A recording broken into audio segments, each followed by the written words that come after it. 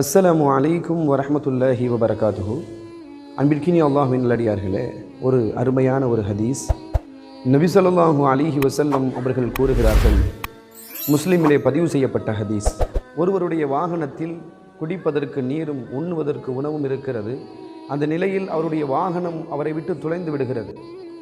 அந்த வாகனத்தை தேடி திரிந்து அவர் ஒரு மரத்துடைய நிழலிலே சோகமாக நின்று கொண்டிருக்கிறார்.